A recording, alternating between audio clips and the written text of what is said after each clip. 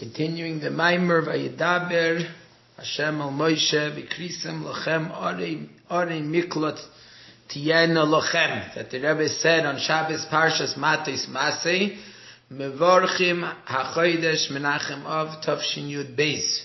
So in the Maimer we're explaining the idea of Arim Miklot and how Arim Miklot really goes all the way back to the beginning of time, to this first sin of Adam Arishan, when he ate from the Eitz Hadas, from the tree of knowledge, that in essence what he did was the concept of Hoireg Nefesh, of killing, because he caused death for all future generations. And Hashem, in his great mercy, considered it, rather than being an intentional sin, considered it to be an unintentional sin. And as a result, Adam Arishan was sent out of Gan Eden, which that's the idea of being exiled to a city of refuge. And then the Rebbe explains that in truth, whenever a person does something wrong, whenever a person does an Aveira, it's actually shoifech dam ha'adam ba'adam. He's spilling the blood and the chayes, the sustenance that belongs to the Adam, the godly soul, and he's instead channeling it over to the Adam of Klippa, to the Nefesh Abamis, the animal soul. And the Rebbe asked the question that seemingly Klippa is also an existence that was created by Hashem, which means that it gets chayes, it gets sustenance from Hashem. So what do we mean when we say that when a person does an Aveira, he's adding chayes, he's adding sustenance, and the Klippa is something which wouldn't be on its own? So the Rebbe explains the following. The idea of Klippa is a shell, a cover, that covers over the existence of Kedusha, of holiness. But just like in the analogy of a shell or a peel of a fruit, which is called a Klippa, that the whole purpose of the peel, that it exists, is in order that it should protect the fruit while the fruit is growing, and even afterwards it should be protected. In a similar fashion also, Klippa exists for a reason. The fact that there is Klippa, which Klippa means that a person can feel an existence as if I exist, as if I am a real existence, something other than Kedusha. There's a reason for it. And the reason for it is because the main claim that the Yetzer Hara comes in the beginning of a person's Avodah, when a person begins to serve Hashem, the Yetzer Hara comes and says, who are you to serve Hashem? What are you that you should be able to do such a great thing like serving Hashem? Do you realize what it means to serve Hashem? How can you think that you're able to do it? And similarly, the Yetzer Hara tells the person, why do you think that your action is going to make such a big difference, even if it's a negative action? And it's for this reason that in the beginning of the Avodah, a person needs to have Klippa. He needs to have the shell which enables him to have a certain type of yeshus, an ego, and pride, so to speak, that he should be able to say, no, I exist, and I'm a Jew, and I'm part of Hashem, and therefore my Avodah and what I do is important. However, just as we find in the idea of Klippa, that it's a shell of the fruit, but its real existence is outside of the fruit. It's not part of the fruit. Similarly, also the Klippas, in the beginning of creation, they were below all the worlds. They weren't part of the world of Kedusha, which means Kedusha didn't even know that Klippa existed. Klippa was something which is there outside of the fruit, and it's not something which is within the understanding and the knowledge of Kedusha. There's two separate entities.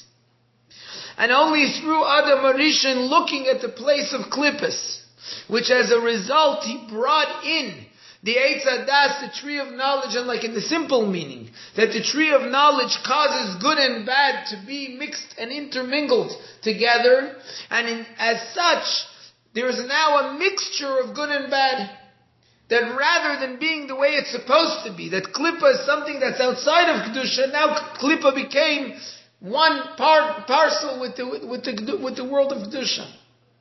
And that's why the Chet of Adam Arishan is actually considered to be Shoifech Dam Adam Ba'Adam. It's considered to be spilling blood, because he took away from Kedusha, which is supposed to be its own thing, and he gave it as a chayis, he gave it as a sustenance into the idea of klipa. And this is the same thing by a person.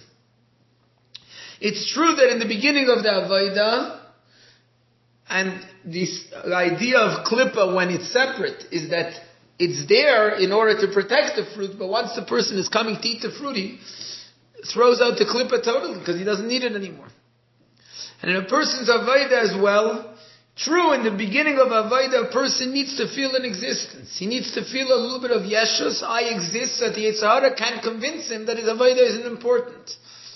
But once he gets to the middle of his Avodah, once he's already involved in serving Hashem, then if he allows himself to have Yeshus, to have ego and pride from his Avodah, from the fact that he serves Hashem, then that adds chayus to klipa, and regarding that, the Alter Rebbe says that he becomes like a Rasha. The Alter Rebbe says in Shulchan Aruch, V'la Rasha amar likim malach alasaper chuka, that Hashem says to the Rasha, to the evil person, why are you doing my mitzvahs? Why are you learning my Torah if you're using my Torah in order to add to your yeshus, to your pride and ego? So it's true that in the beginning, in order to enable him to do what he has to do, he needs to feel a little bit of ego. But later on, it's terrible to feel it, because if he feels it, then there's ego from what he's doing, from the fact that he's serving Hashem, that could add chayas and add sustenance to klippas. And that's the whole idea of chet etzadas, and that's the whole idea of every single type of aveda. That when a person does something wrong, like we said earlier, he's noikiv shema vaya. He causes a hole in the shema vaya. And what's that mean? We know that in the world there's oirais and there's kalim. Oirais means the godly energy. That's the godly energy and sustenance that sustains everything in the world. And these oirais, these light, the energy comes into kalim. It's received in vessels that as a result there's able to be a world which in essence is supposed to be a world of kedusha, of reality, of godliness. What's the oir? That's what we say in Pasach Eliyahu in Tikkun Yizayar, V'ahu neviu iyu ki nishmasa legufa di chayim legufa. Neviu means the flow. The flow of godliness is like the soul of the body, because this is the life of the body. In a similar sense, the oir of kav. Kav is the drawing down of godly energy, similar to the ray of light, meaning the godly energy that's drawn down into the world, into the kelim, into the vessels of the world. And that's like the neshama, the soul that sustains the body.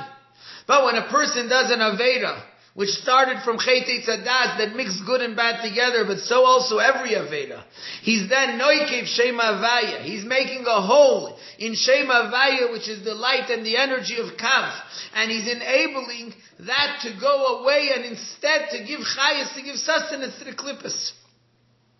And the Rebbe explains, in order to understand this further, that this is why the Yetzer Hara wants a person to do an aveda. Seemingly, what does the Yetzer Hara get from the fact that a person does an aveda? Is it because he hates the person, and perhaps that's also true? But there's something deeper. The Yetzer Hara does everything in his power to try and get a person to do something wrong.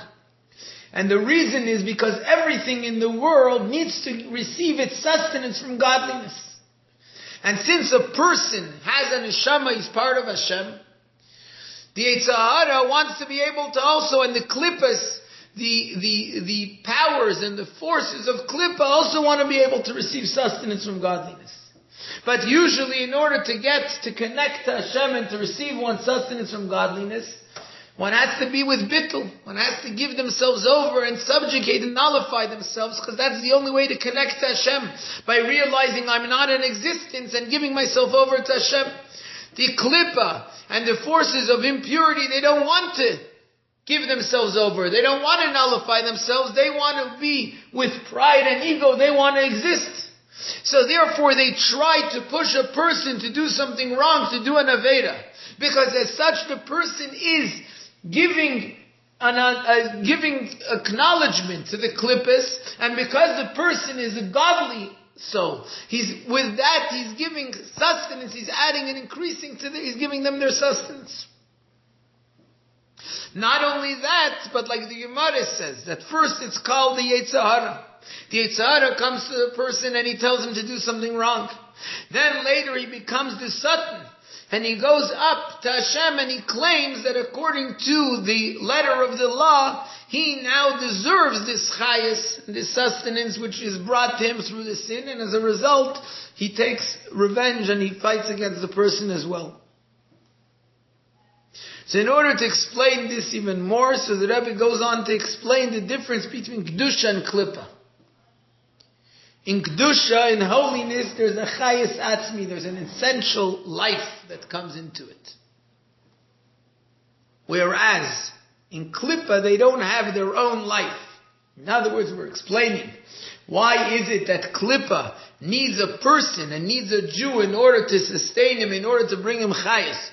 Through the fact that a Jew recognizes and acknowledges the Klippa, through that he gives extra sustenance to the Klippa. And the explanation is, because Kedusha has its own sustenance, whereas Klippa doesn't. Klippa only has what it receives from Kedusha, what it receives from holiness for a person doing something wrong.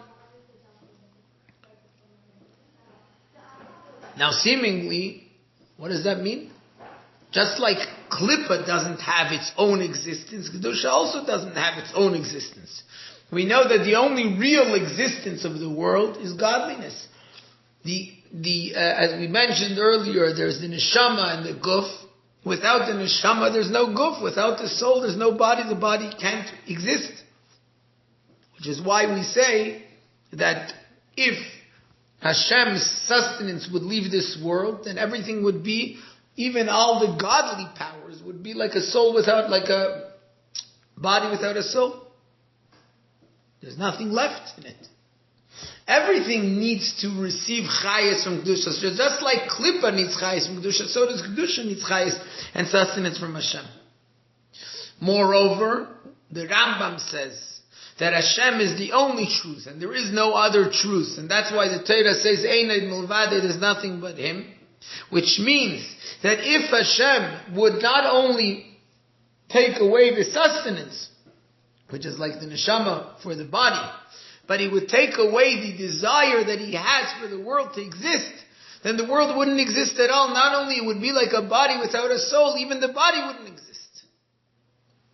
So there's 2 points. There could be the godly energy, the light of Kav, which is the godly energy that sustains the world. If that left the world, then they would all be like bodies without souls. But if Hashem's will and desire that He wants there to be a world would go away, then there wouldn't be a world at all. So then why is there a difference between Kedusha and Klippa? So Mitzvah Hashem will continue that next time.